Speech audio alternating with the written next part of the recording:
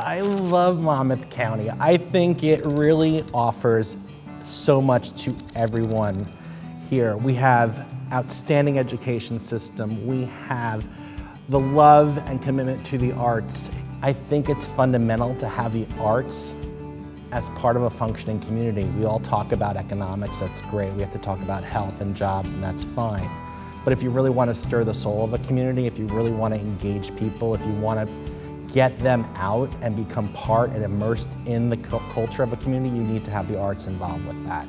I think the first time I realized how significant the arts were to the community was my now husband has been involved with theater for over 30 years in and around Monmouth County. And I was always impressed with all the people he met, the different generations that interacted. It's very difficult to find a place, except sometimes on stage, where you see different generations working together to create something. Preservation and historic sites, a great economy tied into the world with New York City in our backyard, the beach, the farms, the country, the diverse landscape. And you know, it's 53 towns in Monmouth County. I think of them as neighborhoods, not individual municipalities all working together. The thing that makes Monmouth County really spectacular is the interconnectivity between people here. It is like living in a small town with 650,000 people. I've always said that if it weren't for Holiday Express, we would not have had access to the places we've gone to. And then what ends up happening is you end up, it's the proverbial there, but for the grace of God go I. You meet yourself.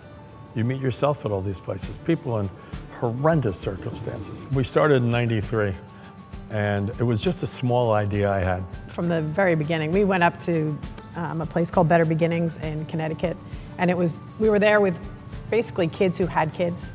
And that was my first exposure to Holiday Express. And I'm a kid person, so I was all in and gravitated towards that. And from then on, I was hooked. And it really is a similar story among anybody who volunteers. And I went home and I told, my sisters and, telling everybody about it. And then when we started the warehouse, it was like a house, but we packed gift bags for everybody we see. It started in our garage. But it's like it's a production line. And so the more we did, the more volunteers we did, the more I brought my family on. And truly, they all did get hooked. Like I mentioned earlier, I have a sister that's there for 20 years. I had a sister that ran the warehouse. I run the warehouse on Saturday mornings in season with a couple of sisters and nieces, and our kids have been literally raised with Holiday Express, and they know nothing about the holidays without it.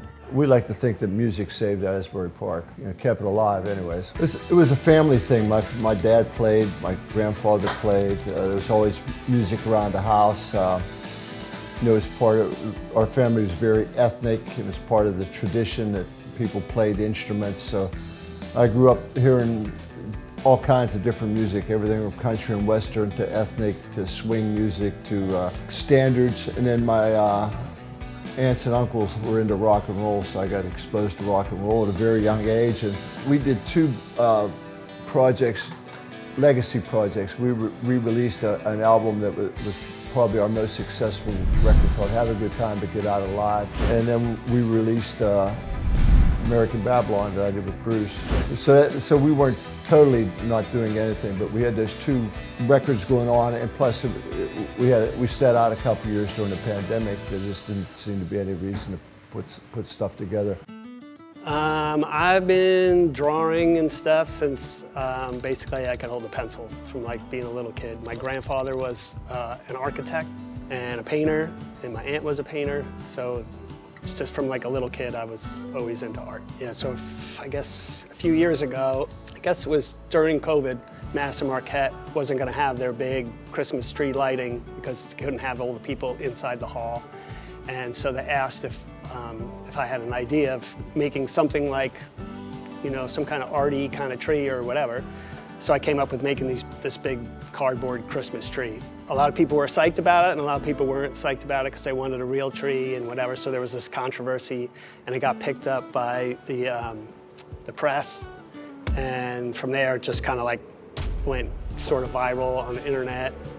And I was getting calls from people being like, I just saw it was in the Brazilian news. And I was like, what? Yeah, it was pretty nuts how the story got out and just went crazy.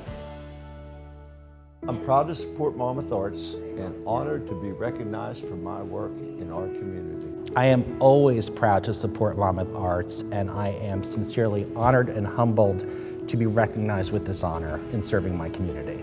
I fully support Monmouth Arts and what they do for seniors, for the kids, for the whole art community in general, and I'm super honored to be recognized for this award. Monmouth Arts is amazing, truly. Like it just, and having grown up in Red Bank and seen it, you know, firsthand, time and time again, and it truly is an honor, and it's totally unexpected, you know, and it's not anything that we ever think about. It's just something we do.